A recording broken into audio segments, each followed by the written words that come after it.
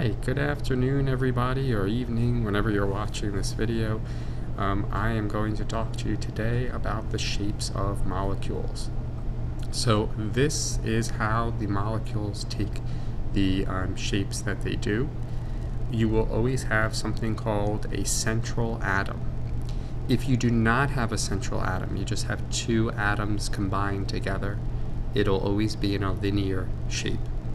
Like 2 points, if I were to have, 1 point here and 1 point here, then I would have those 2 points. You can see from the pen, each of those will be connected and it will be linear. I can even build for you a quick model here and show you on the video monitor what that would look like if I were to build together something like, 2 hydrogens connected together. If I were to do that for you, they would be in a linear shape. And so here's my linear shape right here with my 2 hydrogens connected to each other. And so it will look like this. So it would be where you have 2 hydrogens connected together and they're in a linear shape. The shapes that I'm going to describe, the geometries that I'm going to describe here, they are going to be for ones where you have a central atom. So what does the central atom look like? Well, it's this gold little ball here that I'll circle in gray. And that will always be representative. Or it's the A in the samples that they're giving you. Now, we're going to have 2 parts to worry about when we worry about the shapes. The first thing that we always need to do is draw a correct Lewis structure. When we draw a correct Lewis structure, it will instruct us as to what the shape will be. Let's say, for example, that I draw my Lewis structure for carbon dioxide. So they have the example here, carbon dioxide. I have a carbon in the center, and I have my 2 oxygens attached to it. That means that I have 2 what's known as terminal atoms. Each oxygen is a terminal atom, so I have 2 terminal atoms. So I have my central atom, which is my carbon, attached to 2 terminal atoms. And so they call this a bonding domain. These bonding domains here, this is a terminal atom. So you can see here that in the center, I have my carbon, and it's attached to 2 terminal atoms. There are 0 lone pairs on the carbon. So this non-bonding domain, these are the lone pairs on the central atom.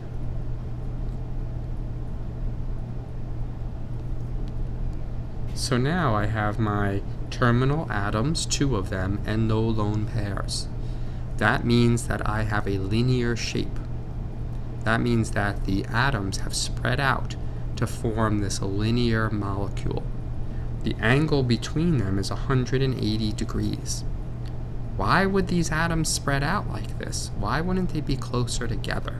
That's something you need to think about. And hopefully you can come up with an answer. We can discuss it in class.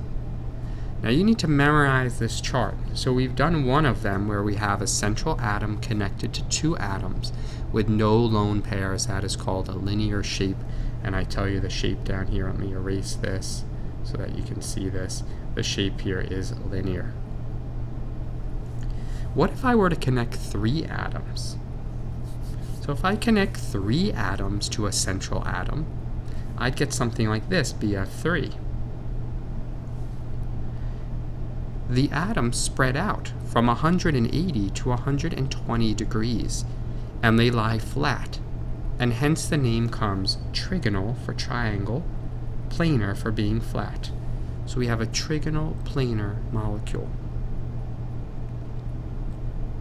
What happens if I were to do 2 connected atoms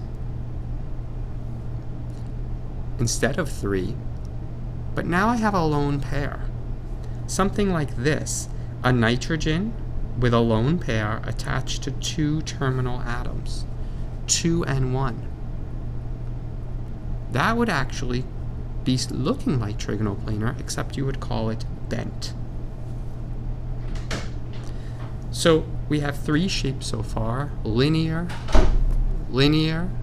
Well, I'm going to pause this for 1 second. I'll come right back. All right, welcome back. Sorry, I had to take a quick break. One of my colleagues came in. But so far we've gone through the first three shapes. So we've gone through linear, where you have two domains connected. We've gone through trigonal planar, where you have three domains connected. And we've gone through the first bent shape, where you have two connected atoms and one lone pair. Notice that these two right here, they're part of the same family. The family is trigonal planar, but the actual geometries are trigonal planar and bent, depending on what's connected. So the next family that you are required to know is with four domains. With four domains, the four connected atoms to a central atom that I'm highlighting here for CH4 is called tetrahedral. This happens when four connected atoms are connected to the central atom, and they spread out to 109.5 degree angles. It's almost as if you would have a pyramid, and then attached to the pyramid you would have another atom on top. Now if you take away one of those atoms and then you put on a lone pair, what you end up with is trigonal pyramidal. What it is, it has these three connected atoms, and then it has a lone pair. So there's the lone pair. So in this case, nitrogen is connected to three terminal atoms, three hydrogens, and there's one lone pair there. So it looks like this, 3 and 1. Notice its connection to the tetrahedral molecule right above it. The tetrahedral molecule has four connected atoms. The pyramidal, trigonal pyramidal molecule has three connected atoms and a lone pair. Now I could take away another connected atom and have two connected atoms and two lone pairs, and I will be bent. And this is what water looks like: an oxygen connected to two terminal atoms and two lone pairs. These are all part of the tetrahedral family with four total domains, but the difference is that one of them has four connected atoms, one of them has three connected atoms and a lone pair, and the other one has two connected atoms and two lone pairs. Now their angles for these, they're all around 109.5 degrees. As we put lone pairs onto the central atom, it causes these other atoms, which I'll circle here, to be pushed closer together, and the angle will decrease. So going from 109, it'll go to 107.5, and then putting two extra lone pairs and only having two atoms will push those two atoms even closer together. You'll end up with 104.5.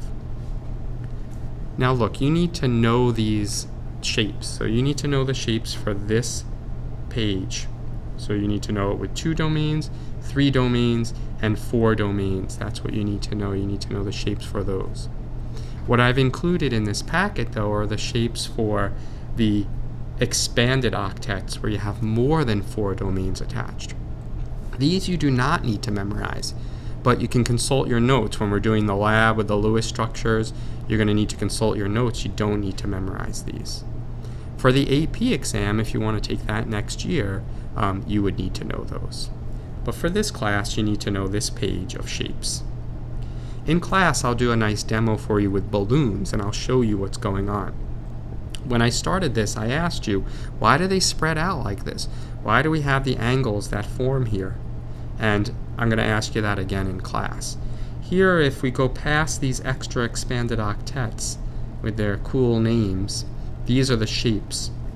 And I expect you to know the shape for linear, for trigonal planar, and for tetrahedral. So you should know the shapes, you should know the bond angles. Now, what I'm going to do next time in the next video is talk to you about polar covalent bonds and polar molecules. What I'd like to end with is, so far, what we've been able to do. If I just insert a quick page here, let me go up here actually and insert a quick page, is just to give you a little summary, and then I'll come back to this at the end of the notes too. The Lewis structure, okay? the Lewis structure. It is central to everything that we've done so far with covalent compounds.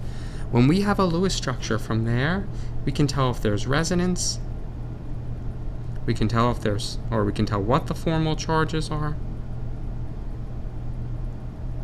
we can tell the shapes or the geometries, we can tell the bond angles.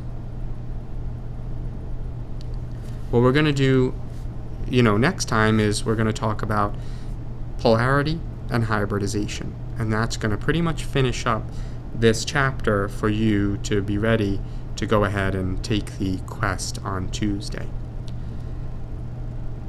So you have to know these Lewis structures. If you don't know the Lewis structures, then you're going to end up in a situation where you're not going to be able to do all these other things. All right, thanks so much for watching.